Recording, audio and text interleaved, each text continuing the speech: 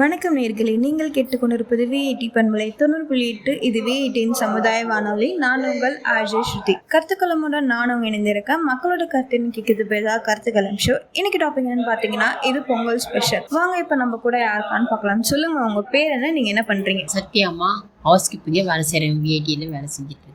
பொங்கல் எதுக்காக நம்ம செலிப்ரேட் பண்றோம்? தை திருநாளை பொங்கல் பண்டிகை அது பெரிய திருவிழா மாதிரி கொண்டாடிட்டு இருக்கிறோம். தமிழ்நாட்டில் வரைக்கும் அது பொங்கல் திருவிழால ஃபேமஸான விசேஷமான பொங்கல் பண்டிகை. ஓகே, பொங்கல் அப்போ 4 நாள்னு சொல்றாங்களே, அது என்ன 4 நாள்? ஃபர்ஸ்ட் நாள் போகி பண்டிகை. பழையதெல்லாம் போட்டு குளித்துட்டு புதியதை யூஸ் பண்ணிக்கிட்டு புது வாழ்க்கை ஆரம்பிச்சு சந்தோஷமா எல்லாரும் நல்லா இருக்கணும். புது வருடம் பிறக்கிறதுனாலையும் புதுசாக புத்தாடைகள் யூஸ் பண்ணிட்டு சந்தோஷமா இருக்கணுன்றதுக்காக பழையதெல்லாம் கொளுத்திட்டு புதியது யூஸ் பண்ணுவாங்க. போகி பண்டிகை. தை பொங்கல் தை திருநாள் உழவர்கள் முக்கியமான நாள். புது நெல் அரிசி எடுத்துட்டு பொங்கல் பண்ணிட்டு நிலத்துக்கு முக்கியத்துவம் கொடுத்து சூரிய பகவானை வழிபடுற நாள் முக்கியமான தை பொங்கல் திருநாள். மாட்டு பொங்கல் அன்னைக்கு மாடுங்கெல்லாம் விசேஷமான நாள். மாடுங்கள்லாம் அன்னைக்கு குளிக்க வச்சு அலங்காரம் பண்ணி பூஜை பண்ணுவாங்க மாடுக்கு. அதனால முக்கியமா இறந்தவங்களுக்கு மாட்டு பொங்கல் அன்னைக்கு புத்தாடைகள்லாம் வச்சுட்டு குழந்தைங்களோட புது ஆடைகள்லாம் வச்சு சாமி கும்பிட்டு அவங்க எல்லாருக்கும் மரியாதை தர நாள்தான்